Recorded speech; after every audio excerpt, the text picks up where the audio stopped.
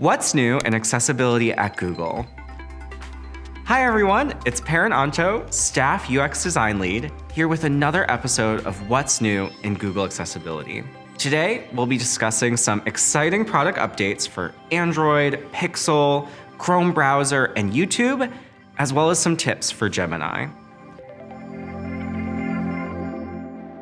First up, we're excited to share some additions to Android, starting with a quick update for those who use hearing aids or cochlear implants with their Android devices.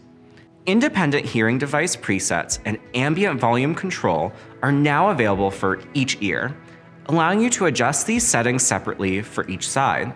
This could be helpful for people who have unequal or fluctuating hearing loss, different devices in each ear, or for situations where the volume levels of a particular space are unequal.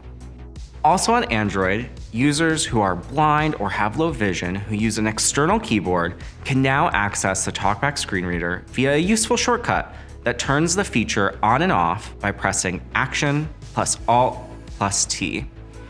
Note that the Action key varies based on the keyboard.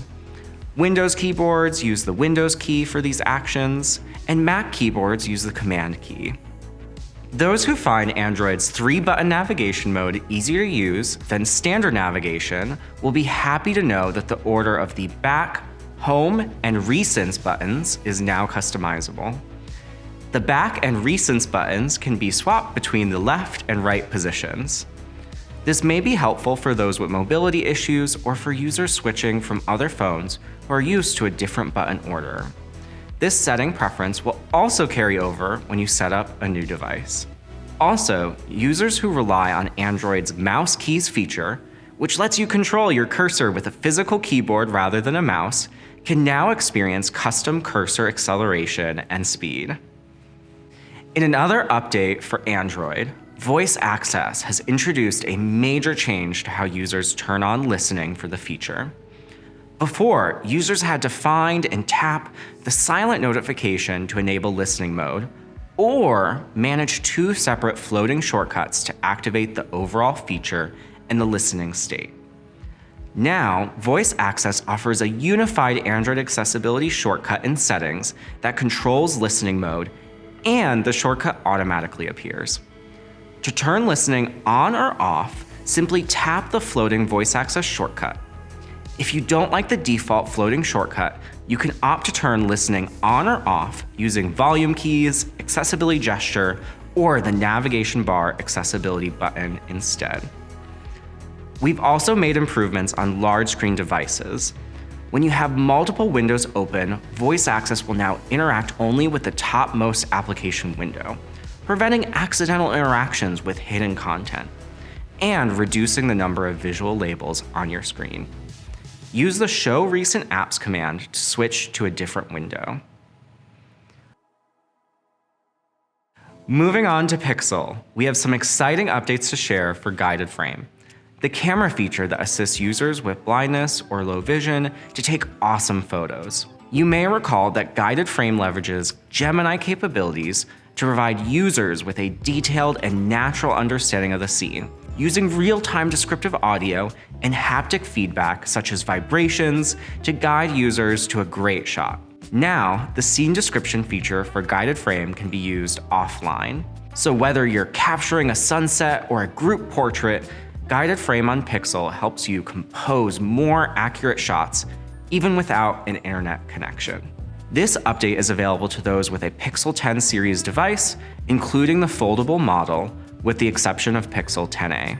In addition, as of the latest update, Guided Frame is now enhanced with Gemini to support over 40 additional languages, including Danish, Thai, and Turkish. Note that using these additional languages does require an internet connection.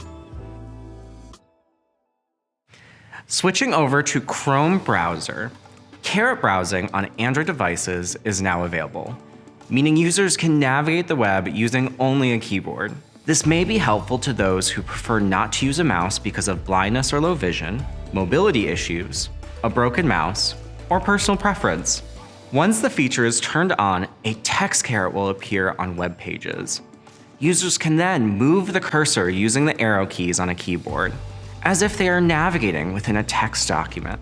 Users can also activate buttons and links within the text by toggling the cursor inside of a button or link, and can even select text via the caret by holding down the Shift key while moving the caret over the desired text.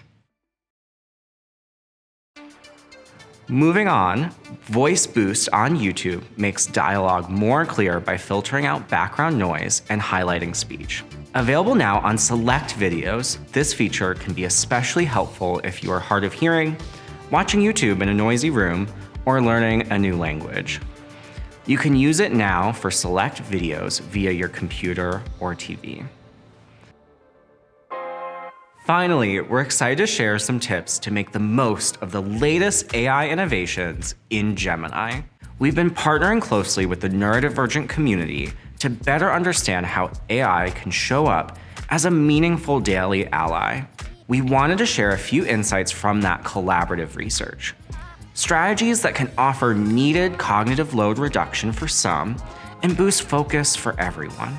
To save time and reduce the frustration of having to over-engineer prompts, you can set permanent preferences in Gemini under Settings, then go to Instructions for Gemini, which the AI will apply to every chat. For example, if you find blocks of text hard to read, tell Gemini to always prioritize scannability. With features like bulleted lists, distinct headings, and plenty of breathing room in responses. You can also leverage the new personal context feature to let Gemini provide even more relevant and personalized responses based on what it knows about you, with the option to have Gemini reference past chats and even Google apps that you choose to connect.